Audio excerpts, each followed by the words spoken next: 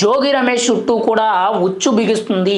మాజీ మంత్రి జోగి రమేష్ అరెస్ట్ అవ్వబోతున్నారా అనేది ఇప్పుడు ప్రధాన చర్చ కింద మారింది.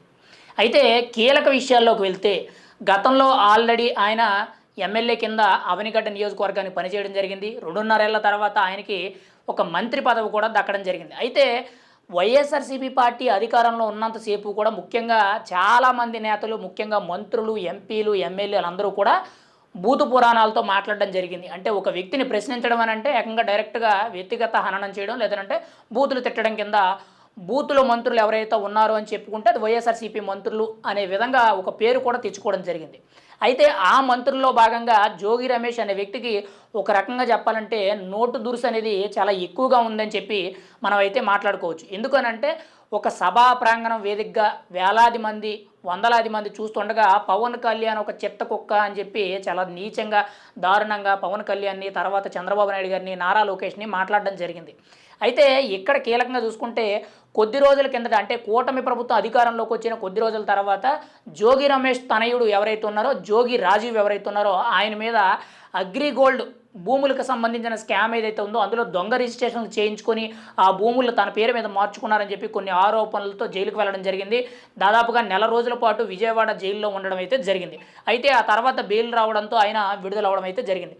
అయితే అప్పటి నుంచి కూడా జోగి రమేష్ వ్యవహార శైలిలో అయితే చాలా వరకు కూడా మార్పులు రావడం జరిగింది. ముఖ్యంగా పార్టీ మారే ఆలోచనలో ముఖ్యంగా జనసేన వైపు ప్రయత్నాలు చేశారు. తర్వాత ముఖ్యంగా టీడీపీ వైపు కూడా ప్రయత్నాలు చేశారు. కానీ ఆయన మాట్లాడింది గతంలో ఏవైతే నోటు దురుసుగా మాట్లాడమే కాకుండా ముఖ్యంగా మాజీ ముఖ్యమంత్రిగా ఉన్నప్పుడు చంద్రబాబు నాయుడు గారి ఇంటి మీద దాడికి పాల్పడడం, ఆ దాడి కేసులో అప్పట్లోనే సిఆర్పిఎఫ్ జవాన్లు అయితే కేసు నమోదు చేయడం జరిగింది. కానీ అప్పుడు జగన్మోహన్ రెడ్డి గారు ముఖ్యమంత్రిగా ఉండడంతో, ఈయన మంత్రిగా ఉండడంతో ఈయన మీద ఎటువంటి యాక్షన్ తీసుకోలేదు.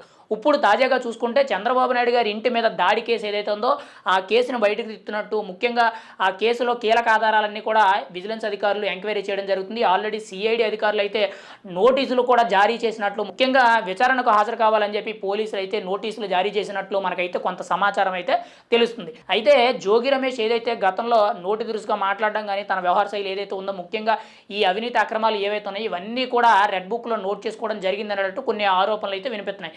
ఏది ఏమైనా సరే ఇప్పుడున్న తాజా పరిస్థితుల్లో చూస్తుంటే వరుసగా కూడా అరెస్టులు అనేవి ఒక్కొక్కటి కూడా జరుగుతున్నాయి. ఇప్పటికే కూడా మనం చాలా మందిని అరెస్ట్ అవ్వడం అయితే చూసాం. మరి అయితే తాజాగా చూసుకుంటే ఇప్పుడు జోగి రమేష్ అరెస్ట్ అవ్వబోతున్నారని చెప్పి పెద్ద ఎత్తున సోషల్ మీడియాలోనూ కానీ ముఖ్యంగా మెయిన్ స్ట్రీమ్ మీడియా అంతా కూడా ప్రచారం అయితే జరుగుతుంది.